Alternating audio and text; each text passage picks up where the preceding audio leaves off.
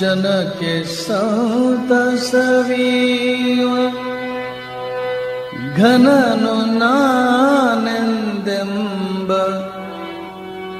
ಎಣಿಕೆ ತೋರದೆ ಜಗದ ಪೊಗಳಿಕೆಗೆ ಬಾಯಿ ಬಿಡದೆ ಮನಸ್ಸು ಮದೊಳೆನ್ನ ಜೀವನವು ವಿಕಸಿಸುವಂತೆ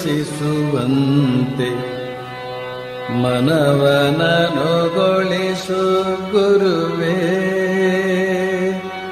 ಹೇ ದೇವ ಮನವನನುಗೊಳಿಸು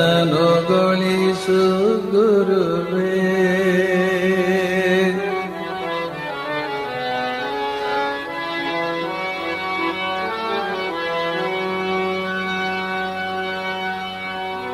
ಕಾನನದಿ ಮಲ್ಲಿಗೆಯು ಮೌನದಿಂ ಬಿರಿದು ನಿಜ ಕಾನನದಿ ಮಲ್ಲಿಗೆಯು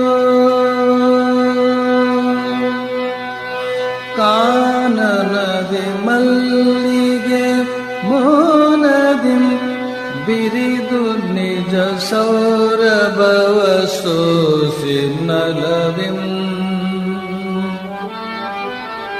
ತಾನೆಲೆಯ ಪಿಂತಿರ್ದು ದೀನತೆಯ ತೋರೆ ಅಭಿಮಾನವನು ತೊರೆದು ಕೃತಕೃತ್ಯತೆಯ ಪಡೆವಂತೆ ಮನವನನುಗೊಳಿಸು ಗುರುವೇ.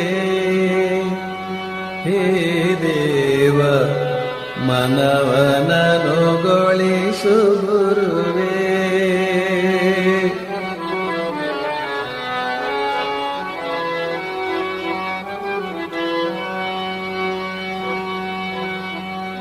ಉಪಕಾರಿ ನಾನು ಉಪಕೃತಿಯು ಜಗಕ್ಕೆಂಬ ಉಪಕಾರಿ ನಾನು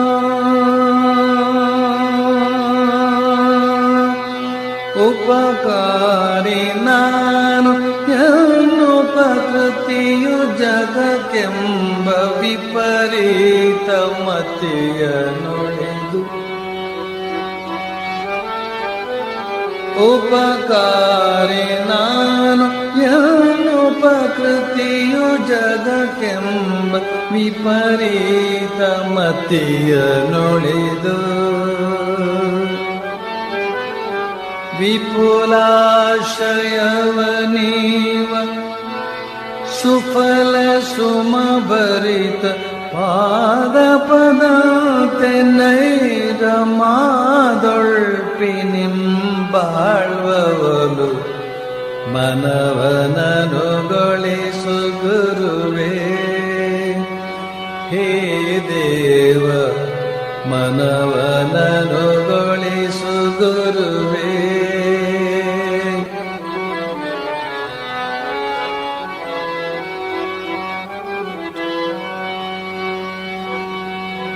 ಜನಕ್ಕೆ ಸಂತಸವೀವ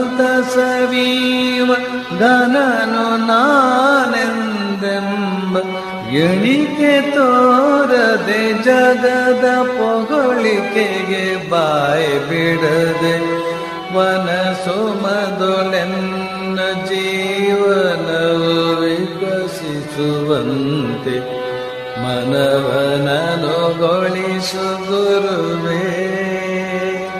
ಹೇ ದೇವ ಮನವನನುಗೊಳಿಸು ಗುರುವೇ. ಹೇ ದೇವ ಮನವನನುಗೊಳಿಸು ಗುರುವೇ.